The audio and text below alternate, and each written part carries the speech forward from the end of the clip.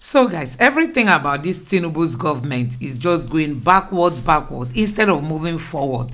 We have millions of Nigerians who have graduated, but still they are unemployed.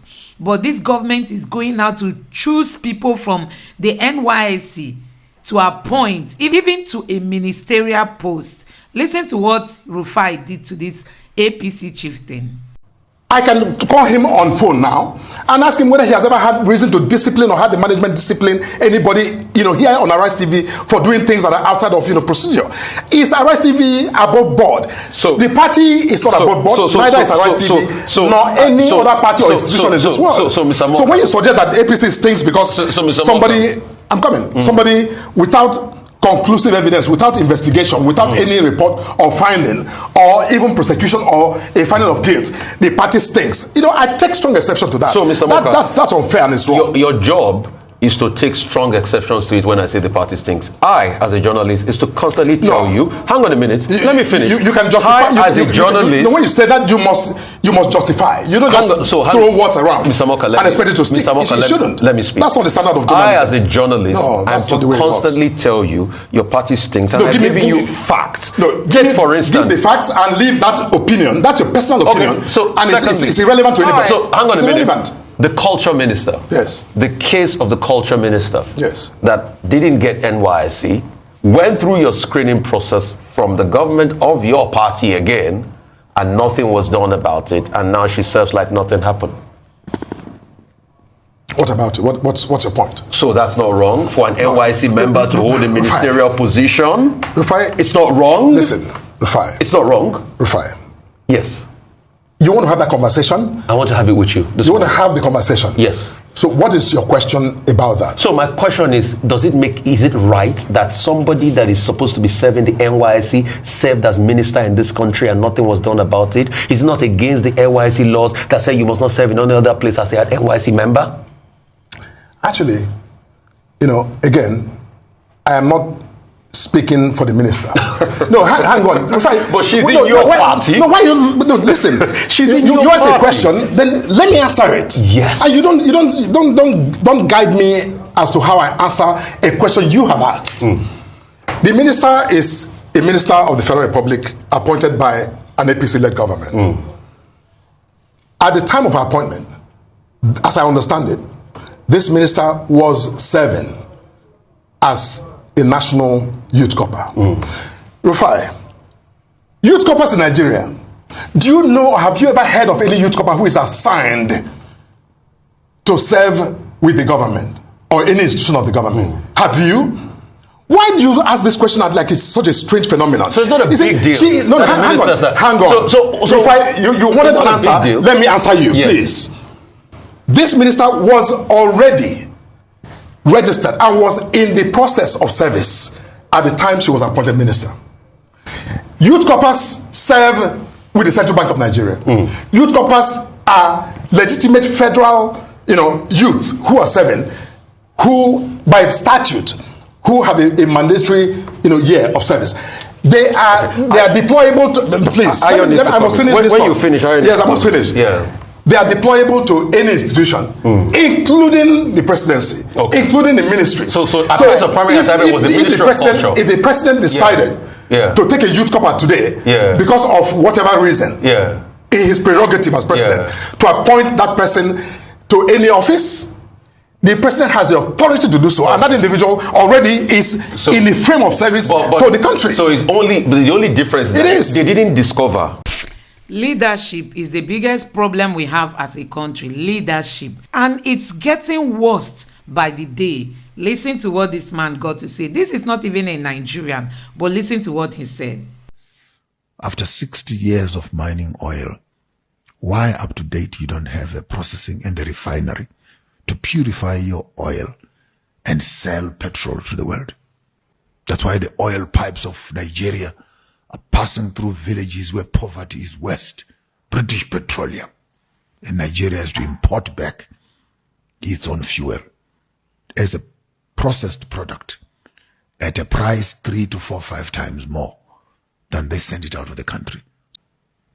No, those mines don't belong to us.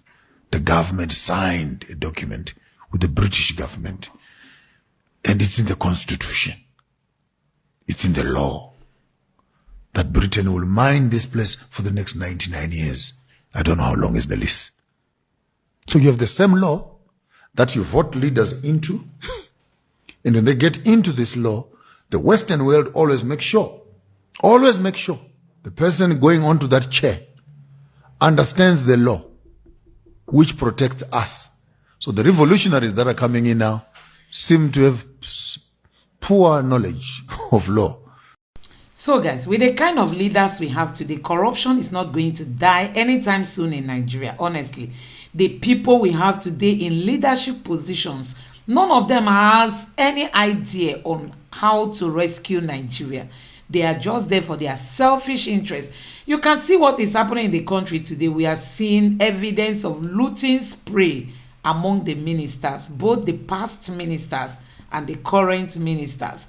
Nigerians, who did this to us? So guys, if you can still remember this story about a lady who gave a review on a tomato brand that she bought.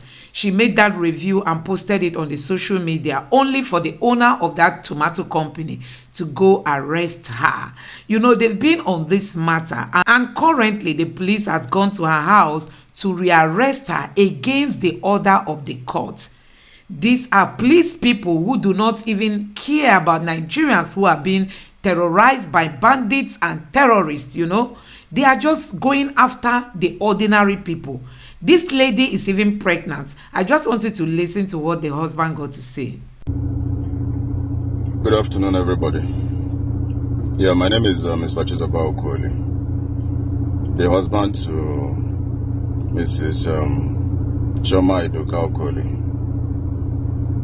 And I just want to put this out to the public. This morning, the police invaded my house where I live in Lagos and insisted on forcefully arresting my wife without any court order against the order of Lagos State High Court.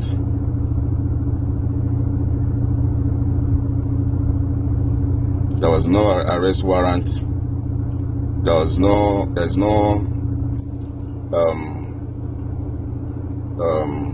arrest warrant from any court. They invaded my house this morning and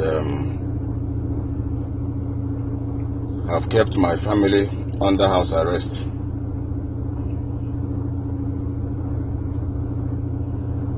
My children were supposed to start school today. They were not able to go to school. Our cooking gas finished last night, and we were supposed to get another one today, this morning. But as I talked to you, we were not able to do that. They've cut off the light to my apartment. So my wife and children are there without light, without cooking gas to be able to cook. My wife is pregnant and I have little children. I don't know what is happening.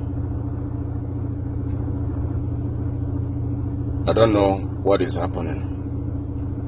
As I talk to you, there's a court order. There's a court order from Lagos State High Court against arrest and harassment from the police, and they were duly served. The court processes is ongoing, and we are cooperating with all of them. Tomorrow we have a case in the Federal High Court, Abuja.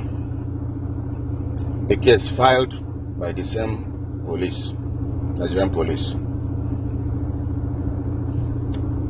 And we are prepared to be there. But this early morning, the police decided to come to my house to arrest my wife unlawfully, without any court warrant, no warrant of arrest. My wife is pregnant, like I said earlier, and I want to state here that if anything happens to my wife and my children and my unborn baby, that Eric Umofia should be held responsible, and the IG of police. What is it that my wife has done that the police will lay siege in our house, to the extent of not allowing them have light, to the extent of not allowing us be able to go out to get things that we need in the house, to stop my children from going to school? What is crime that the courts cannot solve? Why will Nigerian police take law into their hands? Because they feel they are dealing with the less privileged, or they are dealing with someone they can crush. We are all Nigerians. I believe we should respect the law, irrespective of how much money we have. I just want to put this out so that Nigerians will know what is happening. If anything happens to my wife, my children, my unborn baby, please hold the IG of police accountable. Hold Eric Umofia accountable. Thank you, and God bless you. So guys, you can see that in Nigeria, it is the ordinary man that suffers. We all know how bandits and terrorists are all over the places, causing mayhem across the nation. Please, will not be in a hurry to go arrest them. But when it comes to an ordinary citizen, you can imagine a pregnant woman is being held. She has been under house arrest. They can't eat, they can't cook, and she has kids. In addition to that, she's pregnant. Nigerians, when are we going to get all these things right? Let me know what you think about this in the comment section below. Please don't forget to subscribe to the channel, turn on the notification bell. Please give this video a like so that YouTube can recommend it to others. Thank you.